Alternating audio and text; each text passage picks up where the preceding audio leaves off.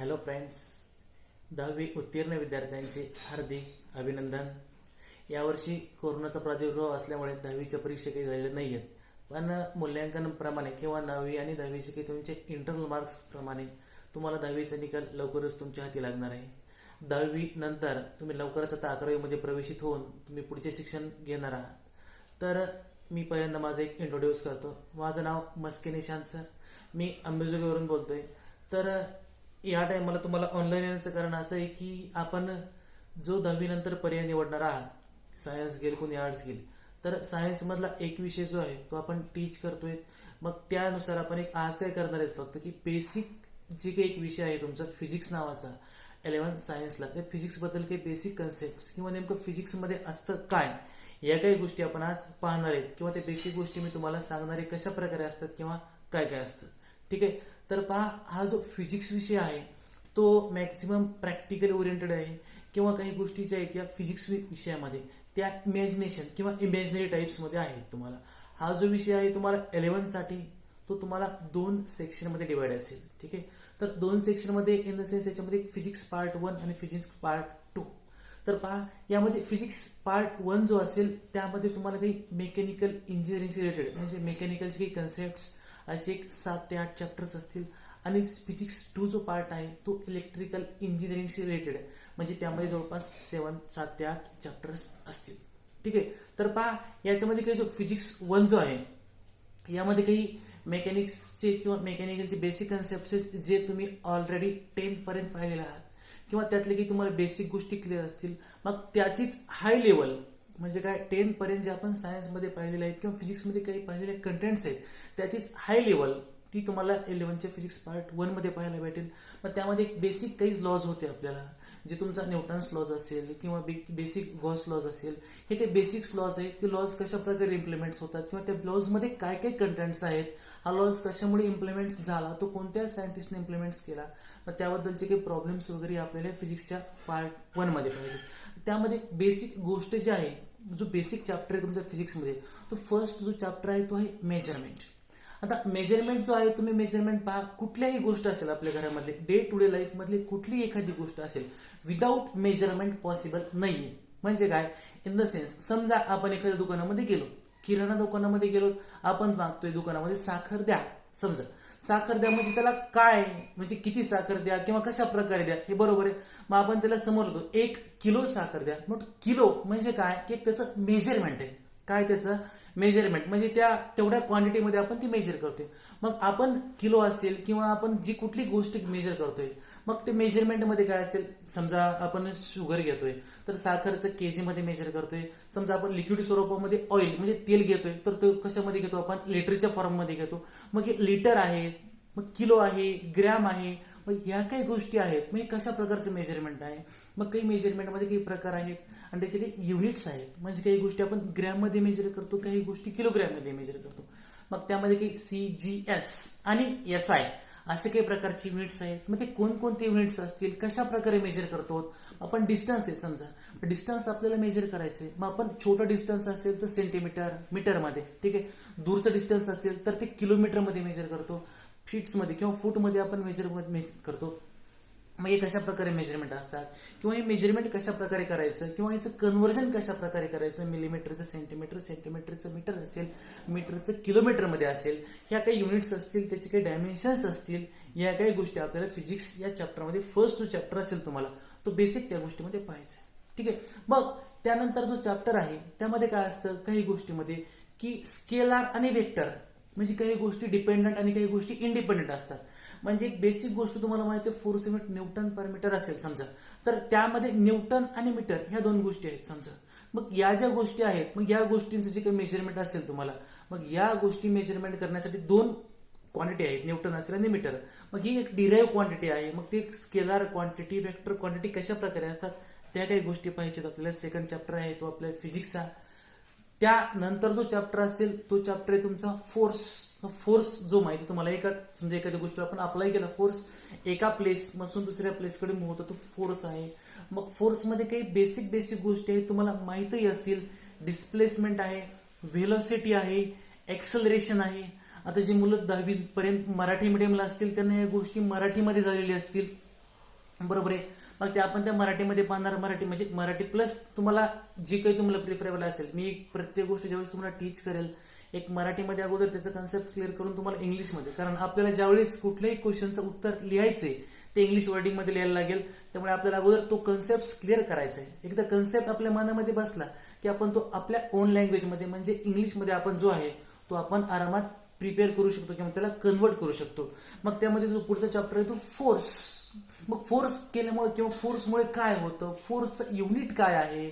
समजा एखाद्या गोष्टीला फोर्स अप्लाय केला, मग समजा आपली घराची वॉल आहे, वॉलला फोर्स अप्लाय केला तर वॉल पलीकडे जात नाही, आपण बॅक येतो. मग ते काय नेमकं ते काय प्रोड्यूस होतं. किंवा एखादी गोष्ट आपल्या घरातली टीव्ही आपण दाखवतो किंवा चेअर आहे आपण चेअर मध्ये फोर्स प्रोड्यूस होतो. ते कशा प्रकारचं फोर्स किंवा काय असतं. किंवा एखादी गोष्ट आहे ज्याच्यामध्ये इलेस्टिसिटी प्रॉपर्टी आहे, इलेस्टिक नेचर, मग त्या गोष्टी कशा प्रकारे मग त्याला ओढल्यावर ते प्रेशराईज किंवा काय गोष्टी होतात. या काही गोष्टी त्याच्यावरचे काही सिंपल न्यूमरिकल्स असतील आपल्याला, त्या काही गोष्टी आपल्याला फोर्समध्ये पाहायच्या. आता पहा त्यानंतर जो तुमचा चॅप्टर आहे friction in solids and liquids. Friction म्हणजे काय, घर्षण. मराठीत सांगायचं म्हणजे काय, घर्षण. समजा दोन बॉडीत एखाद्यावरची घर्षण केलं, समजा हे आपले दोन हाताचे रबिंग केले एकमेकावरती म्हणजे घर्षण केले, मध्ये काय होतं हीट प्रोड्यूस होते. आपल्या दोन्ही हातामध्ये काय होते, हीट प्रोड्यूस होते. मग एक जस्ट फ्रिक्शनमुळे काहीतरी होतं आणि याच्यामध्ये हीट प्रोड्यूस होते. बरोबर आहे. मग अशा प्रकारचे फ्रिक्शन कशा प्रकारचे असतात. मग आता आपल्या सायकलचं चेन आहे, चेन असतं, चेनला स्प्रॉकेट असतो, चेन फिरते, फ्रिक्शन होतं, ते घर्षण होतं, घर्षणामुळे आवाज येतो. मग फ्रिक्शन होऊ नये म्हणून आपण काय करतो मध्ये ग्रीस म्हणजे ऍज लुब्रिकंट म्हणून काय टाकतो आपण, ग्रीस किंवा एखादं ऑइल टाकतो. मग ते काय होतं फ्रिक्शन कमी करतं. मग फ्रिक्शनचे प्रकार कोणते कोणते असतात. मग लिक्विड्समध्ये फ्रिक्शन असतं का, सॉलिडमध्ये फ्रिक्शन असतं का, फ्रिक्शन कमी कशा प्रकारे करायचं, या काही गोष्टी आपण त्याच्यामध्ये पाहणार आहेत. आता त्या पुढचा जो चॅप्टर आहे फिजिक्स 1 मधला तो आहे पहा साऊंड वेव्ह. तर साऊंड वेव्ह म्हणजे काय, जो मी तुम्हाला बोलतोय आणि तुम्हाला जो आवाज येतोय माझा तो साऊंड वेव्ह झाली. म्हणजे एक प्रकारचा साऊंड वेव्ह होतो. आता पहा तुम्ही एखाद्या डोंगरा भागात जा किंवा आपल्या घरामध्ये पूर्ण रिकामा येत असतो त्यावेळेस तुम्ही आवाज द्या, असा आवाज दिला तुम्ही ओ म्हणून, तर त्यावेळेस तुम्हाला इको म्हणजे त्याचा प्रतिध्वनी तुम्हाला ऐकायला लागेल म्हणजे वापस येईल. मग तो साऊंड कशा प्रकारे असतो किंवा साऊंडची वेव्हलेंथ असते म्हणा. वेव्हलेंथ म्हणजे काय किंवा त्याची अँप्लिट्यूड असते. अँप्लिट्यूड म्हणजे काय बाबा, तो सिग्नल जो असतो साऊंड एनर्जी. मग साऊंड कशामध्ये मेजरमेंट करतात. तुम्हाला माहिती आहे आपल्याकडे लग्नामध्ये डॉल्बी असतात. डॉल्बीला एक सेपरेट ते म्हणतात की एवढ्या डेसिबल पर्यंत साऊंड वाजला पाहिजे. ते डेसिबल म्हणजे काय असतं, हे साऊंड्स म्हणजे किंवा साऊंड व्ह्यूज कशा प्रकारे असतात, या काही गोष्टी आपल्याला या चॅप्टरमध्ये पाहायच्यात. खूप असं इंटरेस्टिंग आणि छान असं फिजिक्समधले काही चॅप्टर्स आहेत. एकदा मन लावून तुम्हाला एकदा फिजिक्स 1 किंवा फर्स्ट इयर 11चं फिजिक्स एकदा व्यवस्थितपणे क्लिअर झालं हे 12ला तुम्ही आरामात क्लिअर करू शकता, कारण 11चा बेस पक्का करणं आवश्यक आहे. आता पहा त्यानंतर जो तुम्हाला पुढचा चॅप्टर पाहायचा आहे तो आहे थर्मल प्रॉपर्टीज ऑफ मॅटर. मग थर्मल म्हणजे काय, थर्मल म्हणजे हीट आहे. मग एखाद्या गोष्टीला हीट केलं तर होतंय काय. सगळ्यात सिंपल हा पेन आहे, हा पेन आहे समजा कशाचा आहे, प्लास्टिकचा पेन आहे. प्लास्टिकच्या पेनला हीट केलं मी, हीट केलं तर हा पेन बेंड होतो. म्हणजे काय होतं याचं आता मोड होतोय का नाही, पण याच पेनला जर आपण हीट दिली तर तो हा काय पेन होतो, बेंड होतो. सगळ्यात सिंपल. एखादं स्टील आहे म्हणजे एक लोखंड आहे, मला लोखंड काय करायचं, मला बेंड करायचंय किंवा त्याला एक साईज मध्ये त्याला डिझाईन करायचं. मग काय करतात, मी त्याला हीट देतो. मग काय करतो, हीट देतो मी त्याला थर्मल एनर्जी त्यातनं पास करतो. का थर्मल ज्यावेळेस त्याला हीट केलं जातं त्या हीटमुळे तो काय करतो त्याच्यामध्ये म्हणजे नेमकं होतंय काय त्याच्यामध्ये हीट केल्यामुळे मध्ये. मग त्या थर्मल ज्या प्रॉपर्टीज आहेत त्या मॅटर्सच्या, त्या काही थर्मल प्रॉपर्टीज आपल्याला पाहायच्या. मग हे काही जवळपास एक 6 ते 7 चॅप्टर्स असतील हे आपले पूर्ण पाहिजेत आपल्या फिजिक्स 1 मध्ये.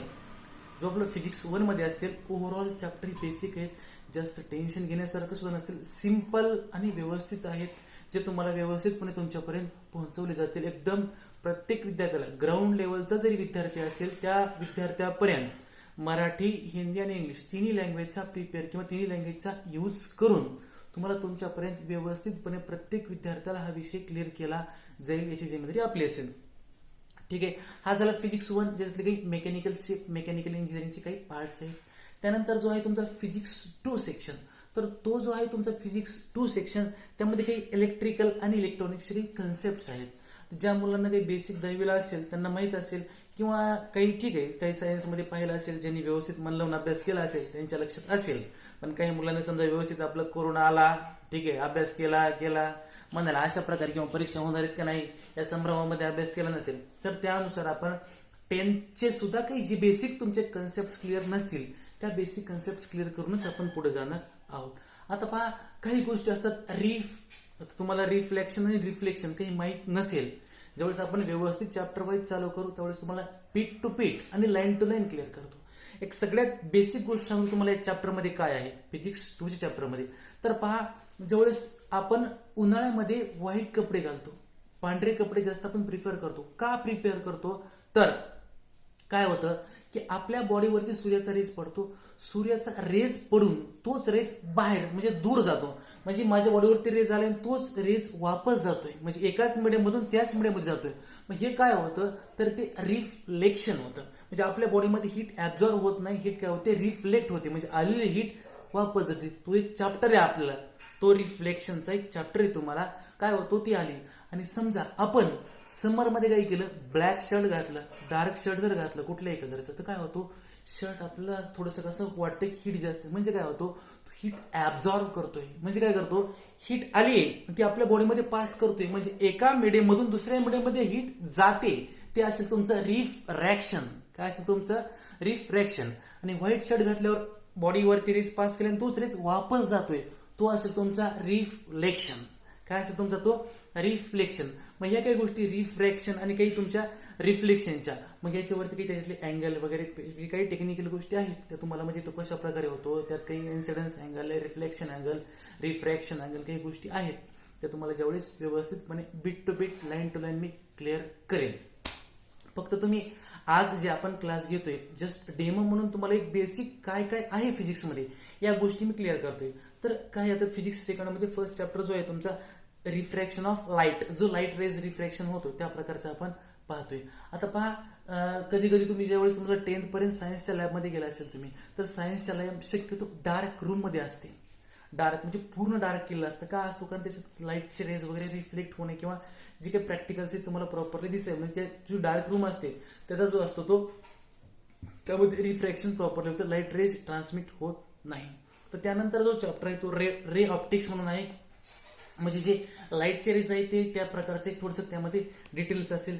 त्यानंतरचा जो चॅप्टर आहे तो आहे तुमचा इलेक्ट्रोस्टॅटिक. तर इलेक्ट्रोस्टॅटिक मध्ये तुम्हाला एक बेसिक गोष्ट शाळेत इलेक्ट्रॉन, प्रोटॉन, न्यूट्रॉन वगैरे काही बेसिक गोष्टी शाळेत झाल्या असतील, किंवा कुलोम्बचा लॉ होता. चार्ज म्हणजे क्यू, चार्ज म्हणजे काय असतो, मग ते चार्ज कसा असतो, चार्जवर काय positive negative electron, holes, proton, neutron कशा प्रकारे असतात. कुलोम्सनं काहीतरी सांगितले व 2 चार्ज सेपरेशन केले, काहीतरी लॉज आहे कुलोम्सचा लॉ, जो तुम्ही सायन्समध्ये झालेला आहे तुम्हाला शाळेमध्ये, पण मे बी कुणाच्या लक्षात असेल किंवा नसेल, तो आपण तुम्हाला व्यवस्थित कुलोम्सचा लॉ कसा इम्प्लिमेंट झाला किंवा चार्ज म्हणजे काय हे शाळेत झालंय, पण आपण व्यवस्थितपणे परत तुम्हाला प्रत्येक गोष्ट चार्ज पासून प्रोटॉन, न्यूट्रॉन, इलेक्ट्रॉन कशा प्रकारे डिप्लेशन लेअर, प्रत्येक गोष्ट कशी फॉर्मेशन होते, प्रत्येक गोष्ट त्याच्यामध्ये पाहणार आहेत आपण. तो जो चॅप्टर आहे तुमचा इलेक्ट्रोस्टॅटिक नावाचा चॅप्टर आहे. त्यानंतरचा जो चॅप्टर राहिला तो असेल तुमचा करंट इलेक्ट्रिसिटी. हा जो चॅप्टर आहे डे टू डे लाईफ मध्ये पाहतोय आपण, आपल्या घरामध्ये करंट असतो.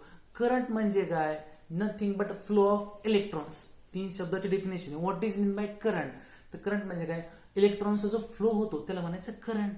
बरोबर आहे. आता करंट सोबत काय की करंट सोबत एक ओम्स नावाचा एक सायंटिस्ट होता, त्या ओम्सने एक लॉ सांगितला, तो ओम्स लॉ होता.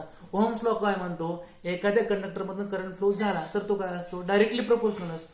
कुणाला, व्होल्टेजला. आणि इन्व्हर्सली प्रोपोर्शनल कुणाला असतो, रेझिस्टन्सला. म्हणजे काय की current I is equal to V by R हा शाळेत झालेला लॉ आहे, तुमच्या असेल, ठीक आहे, लक्षात असेल काही जणांच्या किंवा नसेल. तर करंट जो आहे तो डायरेक्टली प्रोपोर्शनल असतो व्होल्टेजला. मग करंट म्हणजे काय, nothing but flow of electron. मग इलेक्ट्रॉन म्हणजे काय, इलेक्ट्रॉन्स वरती चार्ज कोणता असतो. इथपासून आपल्याला बेस पूर्ण क्लिअर आणि पक्का करायचा प्रत्येक विद्यार्थ्यांचा. ठीक आहे. तर पहा, त्याच्यामध्ये अजून एक गोष्ट आहे, रेजिस्टन्स नावाचा एक कन्सेप्ट आहे. मग रेजिस्टन्स म्हणजे काय, तर रेजिस्टन्स म्हणजे काय, एक असं मटेरियल किंवा एक रेजिस्टन्स म्हणजे काय, एक प्रॉपर्टी आहे मटेरियलची जी करंटला अपोज करते. काय करते, करंटला अपोज करते, त्याला काय म्हणायचं, रेजिस्टन्स. म्हणजे पहा, हा जो मटेरियल किंवा हे जे डिव्हाइस आहे, हा जो पेन आहे व्हाईट बोर्डचा पेन, हा पेन जो आहे तो कशाचा आहे, सुद्धा प्लास्टिकचा पेन आहे. प्लास्टिक मधनं करंट फ्लो होतो का, नाही, करंट फ्लो होत नाही. म्हणजे याचा रेजिस्टन्स कसा असेल, जास्त. म्हणजे ज्या डिव्हाइसमधनं करंट फ्लो होत नाही त्याचं रेजिस्टन्स 100% जास्त. का? कारण रेजिस्टन्स हा करंटला अपोज करण्याचं काम करतो. काय करतो? करंटला अपोज करण्याचं काम कोण करतो? रेजिस्टन्स. बरोबर आहे. मग रेजिस्टन्स कशाच्या प्रकार आहे? समजा कंडक्टर आहे, कंडक्टरचं एक्झाम्पल एखादं लोखंड आहे, समजा स्टील एखादं आहे किंवा कॉपरचं वायर आहे. मग कॉपरमधनं 100% करंट फ्लो होतो. करंट फ्लो होतोय तर मग त्याचं रेजिस्टन्स कसं असेल? 100% त्याचा रेजिस्टन्स कसं असणार आहे? कमी. का? कारण ज्या डिव्हाइसमध्ये करंट फ्लो होतो त्याचा रेजिस्टन्स हे कमी असतं. आणि रेजिस्टन्सची प्रॉपर्टी म्हणजे रेजिस्टन्स म्हणजे काय? की एक प्रॉपर्टी ऑफ मटेरियलची प्रॉपर्टी आहे जी अपोज करते कोणाला? करंटला. मग कंडक्टरमधनं तर करंट फ्लो होतो, अपोज करायचा प्रश्न नाहीच आहे. मग त्याच्यातली ओहम्स लॉ असेल, करंट म्हणजे काय, व्होल्टेज म्हणजे काय, पोटेन्शियल डिफरन्स म्हणजे काय असतं, हे बेसिक गोष्टी पाहिजेत. मग त्यामध्ये करंट, इलेक्ट्रिसिटी आपले बेसिक आपल्या घरचंही माहित असतं. आपल्या घरामध्ये करंट असतो, व्होल्टेज असतो, मध्ये सिरीज, पॅरलल, आपल्या घरचं कनेक्शन. मग सिरीज काय, पॅरलल तुम्हाला काहीच माहित नाही, 10 पर्यंत झालेलं नाहीये. ते व्यवस्थित बोर्डवर तुम्हाला प्रत्येक beat line to line clear केली जाईल. मग आता समजा आपल्या घरची वायरिंग असते, त्यात करंट असतो. मग आपल्या घरी करंट सेम असतो का डिफरंट असतो? एक बेसिक क्वेश्चन काय असतं की आपल्या घरी व्होल्टेज असतं, समजा एक सिंगल फेजचं 230 व्होल्ट, 230 व्होल्ट असतं. मग प्रत्येक ठिकाणी व्होल्टेज सेम असतं. असं काय असतं की किंवा या ठिकाणी जास्त, या ठिकाणी कमी आहे. आपण मोबाईल चार्जर आपल्या घरातल्या स्विच बोर्डमध्ये कुठेही लावू शकतो ॲज पर युअर रिक्वायरमेंट, आपल्या ह्याच्यानुसार. बरोबर आहे. मग या काही गोष्टी आहेत. पुन्हा काही लॉज आहेत बघा, एनर्जीचे काही लॉज आहेत. म्हणजे कुठले लॉज? की समजा एनर्जी स्टोअर करता येते का? म्हणजे समजा आज MSCB कडनं लाईट भरपूर आली, आपण आज स्टोअर करून ठेवूया आज घरामध्ये, असं काही झालंय का? नाही. आपण एनर्जी स्टोअर करू शकत नाही. मग ते करतो, मी आधी नाही म्हणलं पुन्हा म्हणतं करतो. मग आपण जे आपल्या घरामध्ये इन्व्हर्टर नावाचा कन्सेप्ट आहे, मग ते काय करतं नेमकं इन्व्हर्टर? म्हणजे लाईट गेल्यानंतर इन्व्हर्टर चालू होतं. मग इन्व्हर्टर काय करतं? या काही गोष्टी आपल्याला करंट इलेक्ट्रिसिटी जो चॅप्टर आहे त्यामध्ये व्यवस्थितपणे प्रत्येक विद्यार्थ्यांच्या एकदम 100% लक्षात राहतील. अशा प्रकारे मराठी, इंग्लिश सगळ्या भाषेमध्ये तुम्हाला व्यवस्थित क्लिअर करेल. ठीक आहे. त्यानंतर जो चॅप्टर आहे तो मॅग्नेटिक इफेक्ट. तर मॅग्नेटिक इफेक्ट लहानपणीपासून आपण ते खेळतच आलेलो आहे. मॅग्नेट लहानपणी कुठलीही गोष्ट, अट्रॅक्शन, रिपल्शन, काय बेसिक गोष्टी असतील या पूर्ण गोष्टी आपण क्लिअर केल्या. मग काय असतं त्याच्यामध्ये? कधी कधी मॅग्नेट अट्रॅक्ट होतं आणि कधी कधी काय करतं, असं दूर ढकलतं, म्हणजे रिपेल करतं. मग ते अट्रॅक्शन म्हणजे कधी करतं, रिपल्शन कधी करतं, हे शाळेत पण पाहिलं असेल तुम्ही किंवा नसेल. म्हणजे P टाईप, N टाईप असतात, किंवा सॉरी मॅग्नेटला N आणि S, नॉर्थ आणि साऊथ अशा प्रकारचे पोल्स असतात. मग ते नॉर्थ साऊथ डायरेक्शन्स वगैरे काय असतात, या काही गोष्टी असतील मॅग्नेटच्या. मध्ये अट्रॅक्शन कधी करतं, रिपल्शन कधी करतं, किंवा त्याची प्रॉपर्टी काय कशा प्रकारे असतात. मग N म्हणजे काय, नॉर्थ पोल, S म्हणजे काय, साऊथ पोल. या काही गोष्टी आपण मॅग्नेटिकच्या काही पाहायच्या आहेत. आणि जो सेक्शन आहे तुमचा सेकंड सेक्शन, तो जो सेक्शन आहे ना पूर्ण इमॅजिनरी आहे. म्हणजे इमॅजिनरी म्हणजे इन द सेन्स कसा? करंट दिसतो कुणाला करंट? नाही, फक्त इमॅजिन करंट आहे. चेक करता येतो का करंट? मग हात लावून बघावं लागेल शॉक बसतो का नाही ते. मग पुन्हा डायरेक्ट काय होईल त्याची गॅरंटी नाही आहे आपल्याला. तर पण आपण एक जस्ट इमॅजिन करू शकतो, इथनं करंट इथं फ्लो होतोय, करंट दिसतो नाही.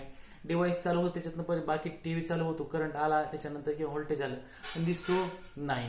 आता दोन मॅग्नेट आहेत, जवळ आणलेत, एकमेकाशी अट्रॅक्ट करतील किंवा रिपेल करतील. बरोबर आहे.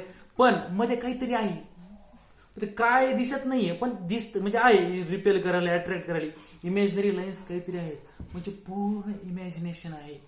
क्लिअर 100% होईल. पण एक लक्षात आहे पूर्ण इमॅजिनरी गोष्ट, करंट दिसत नाही तुम्हाला किंवा त्याच्यातलं मॅग्नेटिक लाईन्स दिसत नाहीत, मॅग्नेटिक फ्लक्स दिसत नाही, ह्या काही गोष्टी असतील त्या काही दिसणार नाहीयेत.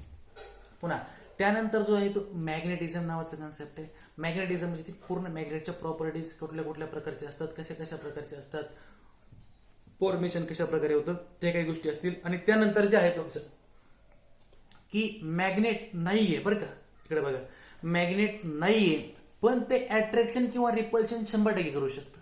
काय म्हणतो मी? मॅग्नेट नाहीये पण ते अट्रॅक्शन किंवा रिपल्शन 100% करू शकतो. म्हणजे कशा प्रकारे? शाळेमध्ये तुम्हाला एक हे होतं बघा, प्रॅक्टिकल म्हणा होतं तुमच्या शाळेमध्ये, एक कंडक्टर घ्या, कंडक्टरला कॉपर वायर माउंट करा. म्हणजे कॉपरची वायर अशी पूर्ण गुंडाळा, तांब्याची तार पूर्ण गुंडाळा, ती कॉपरची वायर तुम्ही पूर्ण त्याच्यावरती माउंट केली. म्हणजे कशा प्रकारचे? समजा एक कंडक्टर घेतला तुम्ही आणि या कंडक्टरवरती पूर्ण कॉपरची वायर अशा प्रकारे माउंट केली. ते शाळेमध्ये झालेले आहे. आणि याला खालच्या साईडने तुम्ही एखाद्या वेळेस सप्लाय दिला एखादा, समजा ठीक आहे, इकडनं करंट, हा कंडक्टर याच्यावरती कॉपरची वायर म्हणजे तांब्याची वायर आपण गुंडाळली, याच्यातनं जर करंट फ्लो केला तर तर तो स्वतःभोवती एक मॅग्नेटिक फील्ड तयार करतो. काय प्रोड्यूस करतो स्वतःभोवती? Magnetic field. म्हणजे याच्या रिजनमध्ये समजा एखादं कंडक्टिंग मटेरियल जर आणलं आपण, एखादं दुसरं मटेरियल, तर ते अट्रॅक्शन करेल किंवा रिपल्शन करेल. आता पहा, या ज्या पूर्ण नेटवर्कमध्ये दिसतंय तुम्हाला, या नेटवर्कमध्ये मॅग्नेट आहे का कुठे? नाहीये. पण याच्यामध्ये आपण इलेक्ट्रिक सप्लाय देऊन मॅग्नेटिकची प्रॉपर्टी तयार करतोय. इलेक्ट्रिक सप्लाय देऊन मॅग्नेटिकची प्रॉपर्टी तयार करतोय. तर या पूर्ण कन्सेप्टला म्हणायचं आहे इलेक्ट्रोमॅग्नेट. काय म्हणायचं आहे पूर्ण कन्सेप्टला? इलेक्ट्रोमॅग्नेट. म्हणजे मॅग्नेटच आपण प्रोड्यूस करतोय, पण with the help of electricity किंवा इलेक्ट्रिकलच्या नुसार आपण मॅग्नेटिकची प्रॉपर्टी करतोय. तर तो एक चॅप्टर जो आहे तुमचा तो आहे इलेक्ट्रोमॅग्नेटिक वेव्हज किंवा इलेक्ट्रोमॅग्नेटिकचे कन्सेप्ट आहे. हा झाला तुमचा फिजिक्स सेकंडचा सिलेबस. तर अशा प्रकारचा तुमचा जो सिलेबस आहे तो फिजिक्स 1 आणि फिजिक्स 2 चा सिलेबस आहे. एकदम सिंपल आहे. याच्यामध्ये काही तुम्हाला प्रॉब्लेम्स असतील, म्हणजे काही गणित तुम्हाला सोडायची जशी 10वी पर्यंत होते किंवा नसतील तुम्हाला, पण काही तुमचे काही प्रॉब्लेम्स फिजिक्स 1 आणि फिजिक्स 2 मध्ये असतील, आणि याच्यापेक्षा थोडी हाय लेवल जे असेल ना तुम्हाला 12th मध्ये असेल. मग पहा, ज्यावेळेस तुम्ही 11चा पाया पूर्णतः पक्क कराल त्यावेळेस तुम्ही 12 जो आहे तुमचं 12वीचं 100% व्यवस्थित आहे. कारण ज्यावेळेस आपण घर इरेक्शन करतो, आपण घर बांधतो, त्यावेळेस घराचा पाया महत्वाचा आहे. घराचा पाया जर पक्का नसेल आपल्या घरचा, तर आपल्या घराच्या भिंतीला क्रॅक जातात, चिरा जातात. कशामुळे? कारण बेसच पक्का नाही. तसंच आपल्या आयुष्यामध्ये किंवा आपल्या 12चं आहे की आपण 11 जाऊ द्या, 11चं काही महत्व नाही, 11चं काही महत्व नाही, आपण इम्पॉर्टन्स देत नाही. मग इम्पॉर्टन्स न दिल्यामुळे काय होतं, डायरेक्टली आपण 12ला प्रिपेअर करता त्यावेळेस आपल्याला बेसिक ओहम्स लॉ काय होता, किंवा कंडक्टरमध्ये काय असतं, इन्सुलेटरमध्ये काय असतं, सेमी कंडक्टर कशा प्रकारे असतात, त्याची एक्झाम्पल काय आहेत बाबा, सर कुलम्स लॉ काहीतरी म्हटले होते, म्हणजे बेसिक काहीच लक्षात राहत नाही. त्यामुळे ह्या बेसिक गोष्टी पूर्णतः प्रत्येक विद्यार्थ्यांना क्लिअर असणं आवश्यक आहे. कारण याच गोष्टी आपण नीट, जेई द्याल किंवा MST CT एक्झाम द्याल त्यावेळेस आपल्याला खूप इम्पॉर्टंट असतील. कारण याचवरती तुम्हाला MCQs म्हणजे मल्टिपल चॉईस क्वेश्चन्स तुम्हाला या प्रकारे असतील. तर आपण आपल्या क्लासच्या माध्यमातून आपण तुम्हाला प्रत्येक गोष्ट basic each and every beat clear करेल. आणि यामध्ये मॅक्झिमम विद्यार्थी ज्याच्यावर असेल, म्हणजे इंग्लिश, मराठी आणि हिंदी, त्या तिन्ही लँग्वेजचा आपण यूज करूनच पूर्ण गोष्ट क्लिअर करणार आहे. प्रत्येक विद्यार्थ्यांना लक्षात येईल अशा प्रकारेच. ठीक आहे. तर तुम्हाला इथपर्यंत जर काही अडचण असेल तर हा युट्यूबला व्हिडिओ टाकलेला आहे मी, खाली कमेंट करून विचारू शकता काही अडचण असेल तर. नसेल तरी काही अडचण नाही. आपण लवकरच ऑफलाईन क्लासेस पण आपले चालू करत आहोत अंबेजोगाईमध्ये. ठीक आहे. व्हिडिओ पाहिल्याबद्दल सर्वांचे धन्यवाद. थँक्यू.